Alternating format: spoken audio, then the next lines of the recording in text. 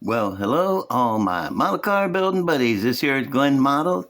I'm Glenn, and I was never in the Navy, but I've been saving my belly button lint for a real long time, and I'm almost got enough to make me a set of naval socks. I heard those are pretty warm. All right, let me see. Oh, my friends over at SpotlightHobbies.com have got in a new thing. It is an AMT Helldrivers Mustang. It's a 77 Mustang 2 stunt car, and it has extra good decals in it, extra graphics, so that's always cool. It's the first generation Mustang 2. Those things are pretty cool. And let me see. Yeah, so go there and check it out. And while you're there, look at some of the other stuff they got. You might find something you want. Not to mention great people to deal with. Okay, next. What do I got next? Oh, did you hear about the new Jurassic Park movie coming out? It's written entirely by the dinosaurs. It's called Jurassic Mine. Come on, guys. I've been holding that since like 1989, since Jurassic Park came out. Okay, well, I do my best. Ba-dum-bum. Oh, having a bit of a power struggle on the... Oops, move this. On the band up there. These guys up here, the West Coast Sun-Dried Grapes, have got to come up with a new name because that just don't roll off the tongue. And the other one that sounds like them is copyrighted, I'm sure. So they want to go with just a one-word name. They want to be known as Wrinkle. I guess that's pretty descriptive. Anyway, though, the rest of the band is kind of shunning them, keeping them off to the side over there. Alrighty then. Next is, what is next? I have things that are next. Let me see. I don't want to do that yet. Okay, let me show you this is the second time I've been through this. You know what I did the first time? I like to keep my camera empty. I erase all the extra stuff in there, and I was going through it, and I hit the video that I had just shot and erased it. Now I'm doing it all over again. Hopefully better this time. Okay, let me, the Fink. Steamfink. Dad, gummit, boy, it is hard. I've been working on it past couple days, and I've got some stuff accomplished. This is that back wheel I was talking about making, wooden spoke. And on my last video, I said, now, I don't know if they had rubber tires back then. That was so stupid. I meant to say, I don't know if they had wide tires back then. But I was going to take a little artistic license and put a wide tire on it so it would stand up better. But no, I had to say rubber tires. I bet y'all thought I was stupid. Anyway, this isn't as fantastically scratch built as it looks. I used one of these Model T front wheels, and I cut the spokes off right at the rim. Got rid of the rim and just kept the hub and the spokes. And then I slipped plastruck tubing over the spoke to make them longer. Plus I had to bevel the ends so they all fit together on the end. And just slid them on there. So that's how they're so well spaced and everything. And, come here, thing. I'll get it. Made this ring in here to hold the spokes all in line, one on each side, just like. This is a brake drum off a model, and this is a brake backing plate from something or other. And all those things together, little primer, don't look too bad. All right, now let me just assemble this onto this frame that I've got started here. It won't take me 10-15 minutes. All right, here is the long motorcycle. Tell you what, it might be a little too long. I'm not sure. And there's that part. And then you add steamfink onto it. And there you go. This back here, I'm going to put the cranks on the axle here for the chugga-chuggas. And they go back, and I'll be cranking this side and the other side. I've got one on each side. I hadn't made them yet. I don't know if I'm going to thin this out a little bit or not, because it does look like it's a little too heavy. You know, my biggest problem with making stuff like this is finding a balance between making it look like it's real and will work and remembering that it's a cartoon and it doesn't have to work. Okay, and here's the front end that I've built. Let me move these guys so I don't drop them on the floor. I told you to put a leaf spring on there, and I did. This is not scale or, you know, rightly proportioned or anything, but it's, like I said, it's cartoon. And for a cartoon, that's a neat looking front end, I think. There are leaf spring front ends like that. They're just not quite that exaggerated. Exaggerated, I say. Let me see. Is there anything else about it I should say? I think not. Yeah, he's coming along pretty good, though. I wonder if he'll make a loop without falling off of there. He might. I have got a million little lines and doodads and gadgets and geos and thingamajigs to go all over it, lines and stuff. I gotta make the chug things next, the pistons on either side. And what else? I got some water tanks and I don't know, just a whole bunch of stuff from that kit. You know, the flame out kit. Okay, well, that's it for him. Shop card shout out for Woody. Yay. I like Woody, man. Is Dave Woods. Yeah, Dave Woods. And this is his shop card. It's pretty nice, man. Got some really cool cars here going around. I like that El Camino. This one, that one and this one's my favorite on here, though. I like that 55 or 6 Ford Gasser. This is the monogram T, same as the big T, only smaller. One of my favorites, man. I wish they'd hurry up and bring that back around. That's cool. And 57, neato.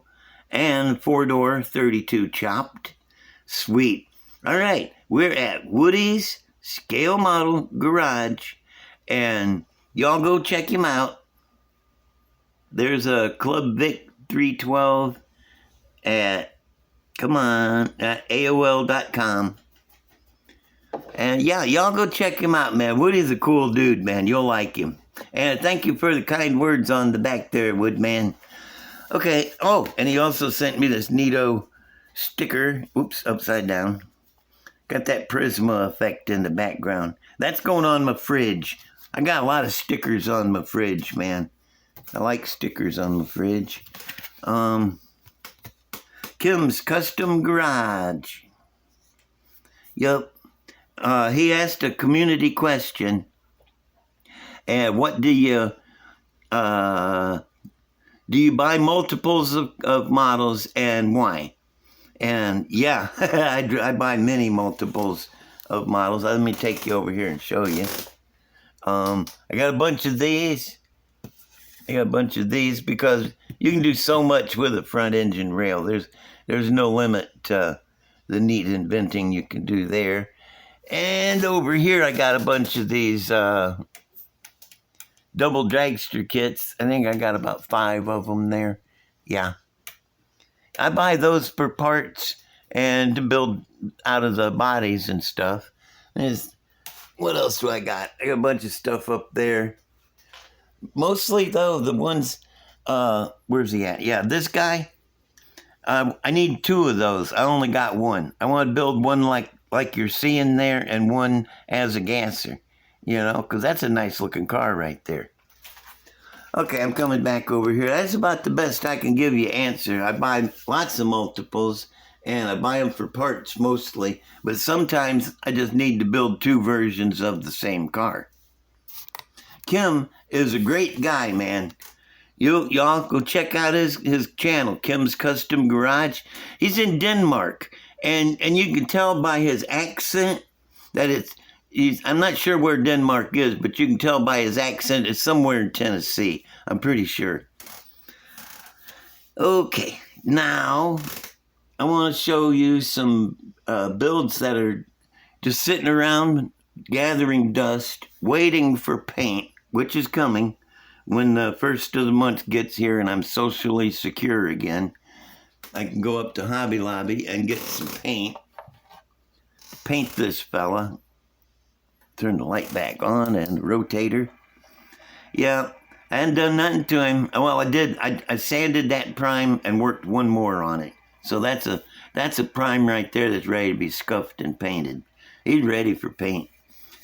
I want to finish that body before I finish the rest of the details. I need to know what it's going to look like before I can design the headers for it, because they may need to, I don't know, they may need to be a certain way to fit the overall aspect of the car. Here's Fred. He too is waiting on paint. I got to get clear. I got to get some of that 2K clear. I like that stuff, man. That is really good. And I got red pearl that I'm going to put around the edges of it to give him some sparkle. Right now he's just flat red. Not flat red, I mean just red. He needs to be a little fancier. Poor old Loki sitting there waiting on paint. I got to spray some gold and some silver around the edges and then paint the whole thing with candy green. Oh, he's going to be sharp painted like that. I just know it. If I ever get to Hobby Lobby to get paint. Let me see. Okay. That's some that are sitting around waiting on paint. And I got some, hang on a second. Let me grab this over here. Have to lean back. Let me grab this out of the stash. This guy. I was going to show you why I like to have so many of these, because this is my favorite right here. It's my all-time #1 favorite model. He is going back up here. These are 4 cars that I built using parts from that kit. And here's the first one. It is a Atlantis midget racer. What races midgets, I guess. I turn this on and let it spin around. Yeah, I like this one. I don't know if anybody has ever drag raced a midget racer, although I think I have seen a picture of a cat racing a midget, but he was still running the 4-cylinder and the regular racing tires and stuff. It wasn't made into a Hemi gasser like this. This is, hit the zoom, make it zoom in there a little better. Make sure it ain't going to hit the camera stand. Yeah, there he is. And yeah, and he was built, most of the parts on this is the double dragster Fiat. The whole chassis and frame and all that, and the motor and exhaust. I think even the carburetors came with that. I think I had to make that scoop. This was a 1/20th scale, and I had to cut it down a bunch of little pieces and then glue it back together in 1/25th scale. It was a chore, but it was fun. Stuff like that is fun. It can't be easy. If it was if you wanted to build easy models, you'd probably just be building those snappers, you know?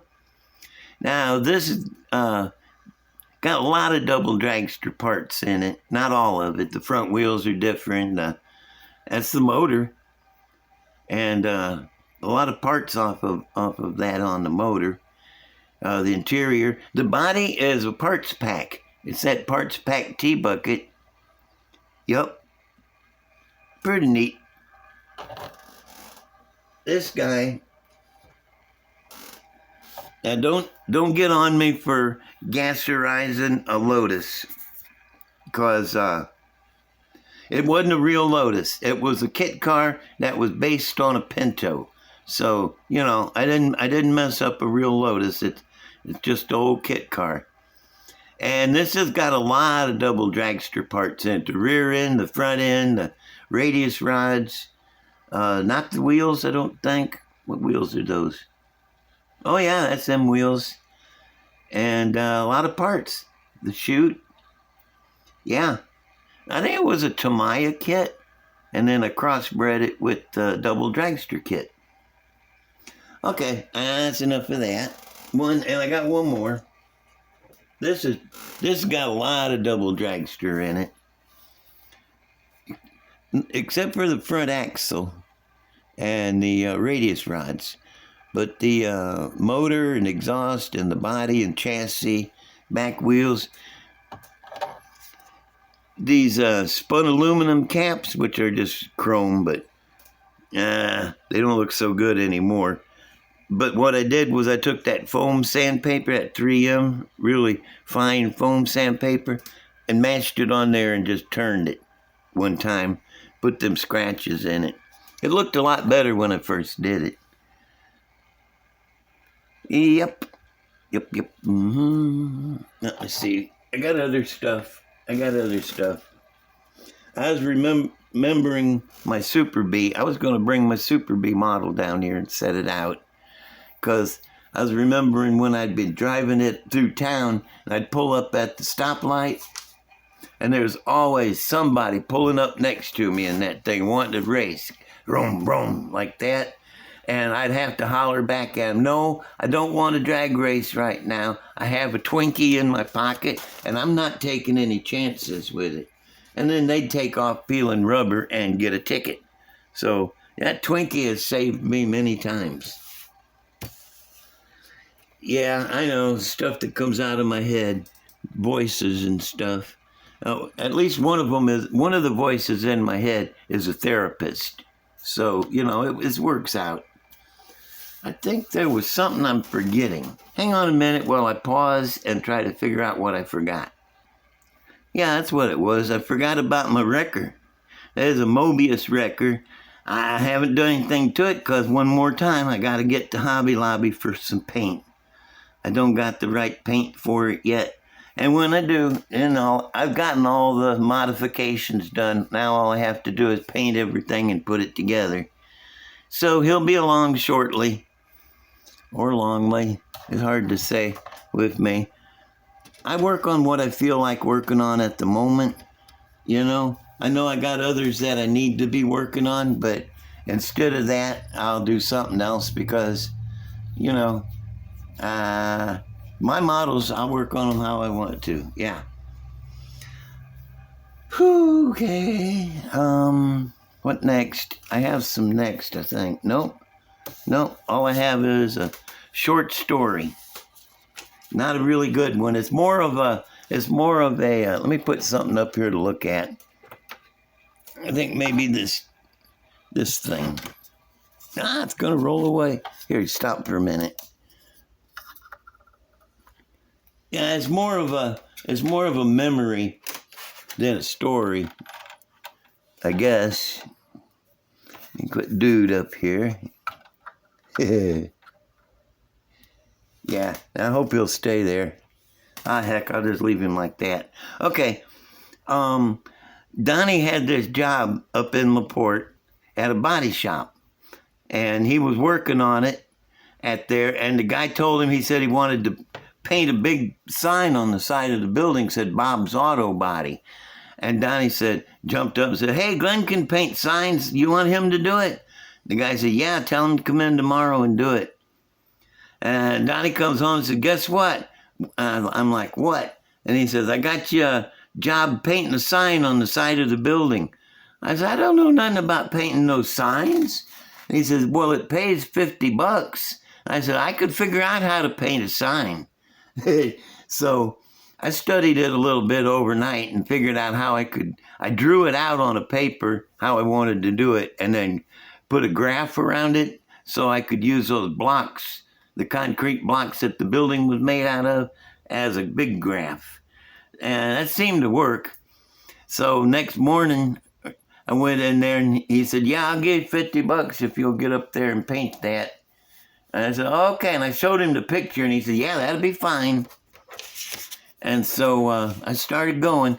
But this is a big building. It was, I don't know, about 30 foot up and no windows or nothing. Concrete blocks painted white.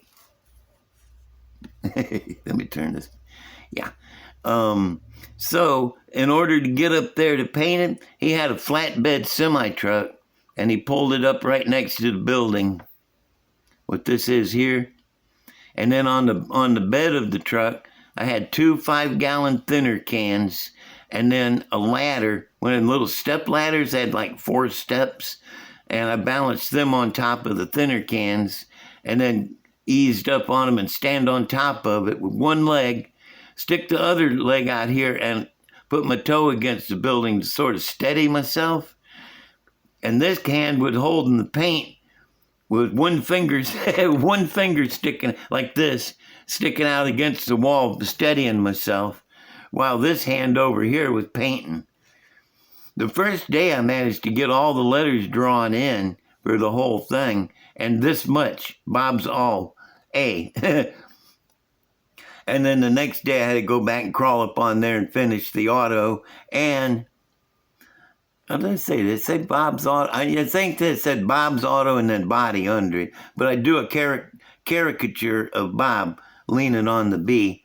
And then the next day I come in, I didn't have to stand on these. Well, I had to stand on one of them and paint the rest of it and then free estimates. When I got all the time I was up here balancing on this, people was driving past, and there's a stop light right there, so there was a lot of people stopping, hollering stuff like, hey, Mario, where's Luigi? And, hey, Donkey Kong, throw me a barrel. And another guy said, hey, why don't you hurry up and fall off? I'm getting tired of waiting. There weren't a lot of clever people in LaPorte. And when I got done with it, I climbed down, stepped back to look at it. And you don't want to step back to look at it while you're up here. That's a bad idea. But I went in and got the guy and told him, I said, well, I got it. I'm done. He said, come out and look at it. He come out and looked at it, and I said, well, what do you think? Is it worth $50? He looked it over real good, and he pulled out his wallet, and he pulled out $75 and handed it to me, and then walked back in and went back to work. He wasn't much for talking, but I knew that extra 25 was like, yeah, it looks good, buddy. I was proud of it. Hell, it was up there for over 10 years. Long time, right there at that stoplight. Everybody seeing it. I was kind of proud of that. First sign I ever painted, too. I did a lot of sign painting after that. Well, this is the end. This is the end of my show. Everybody, thank you for watching. I gotta say, love all my commenters and all my subscribers. You guys are awesome. You know, you really are. I ain't just saying that. You guys are cool. And, yeah. So if you don't mind, give me a subscribe over here. Subscribe. And hit that black bell like ding. So you get all this. Every time I do one of these crazy videos, you'll get it. And you won't miss one. Also, like. That little thumbs up right over here. Ding! Hit the thumbs up. Then come back here to this corner and hit the share. Just like your mom tells you, always want to share with other people. And comment. It's way back here, but you'll find it. Leave me a comment. Good one or a bad one. But I got to warn you, if you leave me a bad one, I will have to invoke the I'm Rubber, You're Glue Act of 1965. So, you've been warned. And that's everything, so I guess I will see y'all later. Bye. Oh, and don't forget,